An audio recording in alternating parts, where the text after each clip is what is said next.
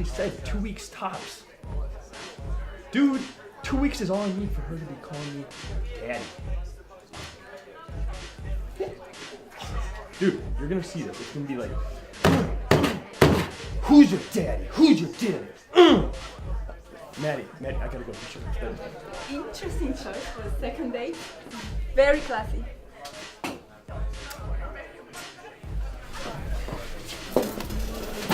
You know, it's just a local hangout. It's close and convenient, and everyone's really friendly here. Yeah, you mean like her? She looks like a real slut. But I haven't seen her. I mean, she doesn't look familiar. You sure you don't know her? I saw the way she was looking at you. She gave you the "we had sex together" look. Oh, really? I've never seen her before. Whatever. So I called you over the weekend, and you didn't call me back until yesterday. I guess you must have been really busy, right? Actually, I had basketball playoffs all weekend. I just hang out with this couple I know, Joe and Beth. They've got two of the most cute kids, girls, little princesses, running around the house. Do you love kids? I just love kids. I can't wait to have at least 3, maybe 4. Have you thought about marriage and kids, Mitch? You know, I'm 30 years old, and it's not really on the top of my list of things I'd like to accomplish at this moment in time. But, you know, if I met the right girl and we fell in love, I'm sure kids would come into the picture. And how would you want them to be raised? You see, I'm a Christian, Mitch, and I would want them in a fundamentalist church family every Sunday. Are you a spiritual man, Mitch? Yeah. Because you know sex is something you do only when you are married. You know, marriage is about commitment and monogamy, lifelong monogamy. You know, sex with only one person for the rest of your life. Till death do you part. You hear me talking here, Mitch? Yeah, I hear you talking. I believe in monogamy.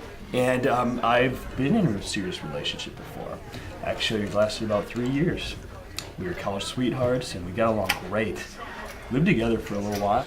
You lived together? Did you have plans to marry her? Did your commitment phobia waste 3 years of her life? I don't think I wasted her time. Both of us were both young, and we didn't think about marriage. I mean... And how would you know? Did you ever bother to ask her?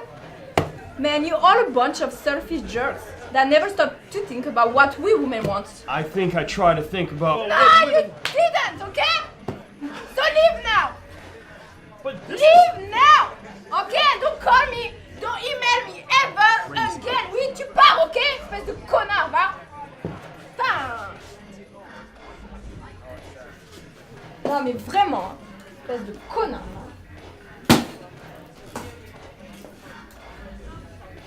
Yeah, Matty? Oh yeah, it worked like a charm. He won't be forgetting this beating for a long time. So we said 250 each, right? Great. Yeah, a pleasure doing business with you. Bye. Dun, dun, dun, dun, dun, dun, dun, dun, dun, dun, dun, dun, dun, dun, dun, dun.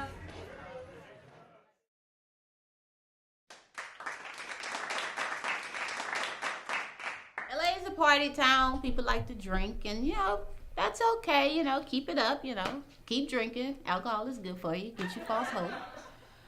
I say false hope because when my sister gets drunk, she hopes somebody wants to see her big ass naked. Because for some reason she get too many drinks in her, she just started taking her clothes off. You know, she just comes to this stripping mode, you know, and she just can't wait to show off them African titties. Y'all know what African titties are, right? It's those titties that kind of just lay flat down on your stomach, but can you see? Okay, flat down on your stomach, you know, with the black nipple. Yeah, they are black. They real black. They look like 2 Oreo cookies got stuck on either side of your navel. They real black, I'm telling you. You put some Vaseline on them, they like patent leather pasties. You just, oh, well, let's see. And the titties bounce and just hit them in the head. You know, just knock them out. But anyway, so my sister likes to strip. And she has a lot of false hope. But the thing is, whenever the mood hits her, that's when she wants to take her clothes off, which is kind of embarrassing to us. Especially when we're at communion and the reverend is like, you know, she does this every first Sunday, and like, you still keep putting real wine in those cups, you know she has a problem, you of all people. But anyway, So she gets to, gets in those modes where she wants to just take her clothes off and do all this and that. One time we didn't catch her fast enough and she had gotten all the way down to her underwear. And, thank God she had on boxers. But the thing is, she started moving so much and she had so much booty meat. The booty meat pushed the boxers up and she made the boxers look like a thong. That's all I'm saying. It's a lot of booty meat. So that was kind of embarrassing. That was really embarrassing. I have to say that drinking also gives you false confidence, because when my brother gets drunk, he thinks he can do things that he can't actually do, like fight. I'm telling you, my brother get in there and he'll act like he just gonna put it down. He gonna throw those blows, but the blows don't never seem to connect, to the woman that's whooping his ass at that time. It just doesn't.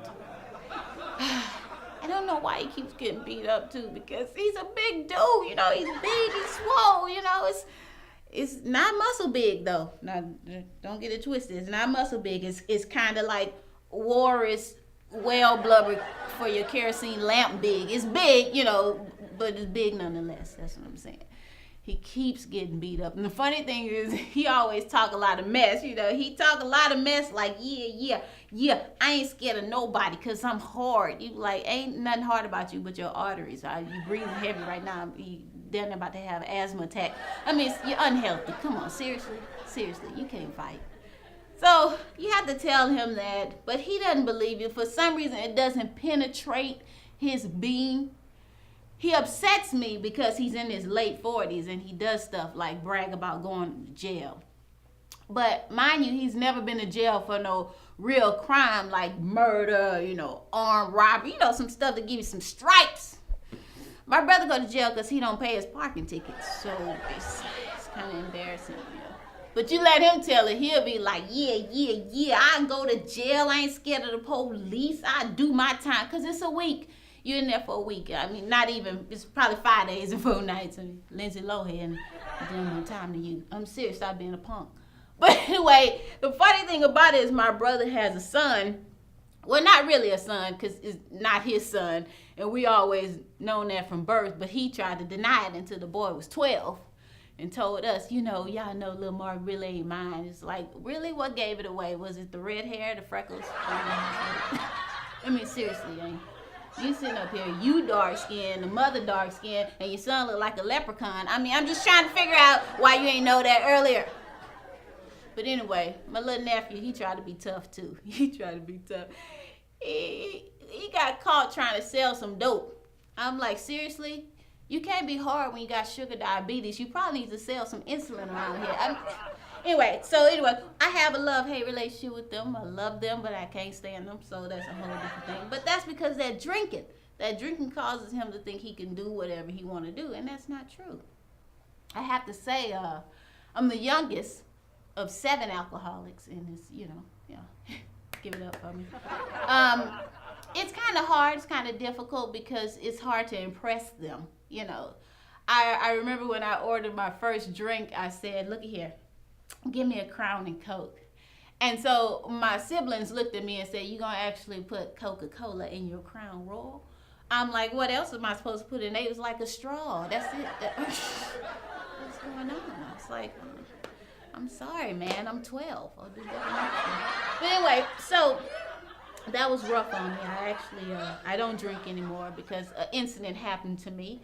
I was minding my own business, driving one Sunday morning down Sunset, sipping on my cognac, and a police officer stopped me. And I was like, wait a minute, this race profiling is getting out of hand. I got upset with him. I said, look at here, Mr. Ossifer.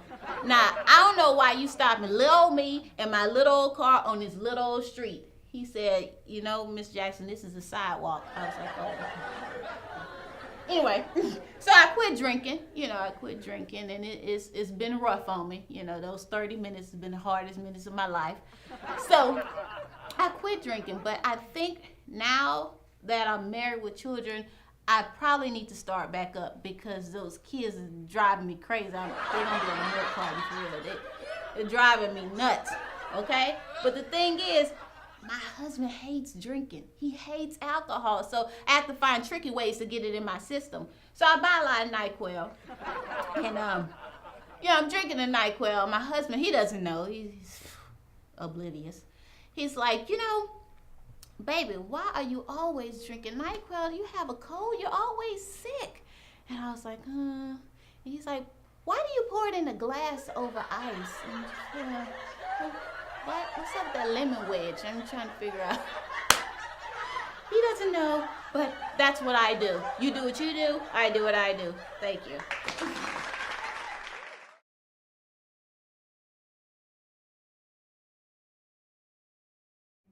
Hey gang, I'm Nadeya Ward, and I'm gonna play a song called Anything Else Than Me.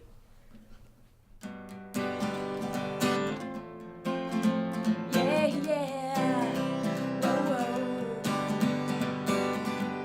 I forget who I am when I'm around you, and everything that I should do so far. I keep saying things inappropriate, I hope you just don't notice it, but I'm odd. Every time I walk out the door, I plead for a chance to explore all your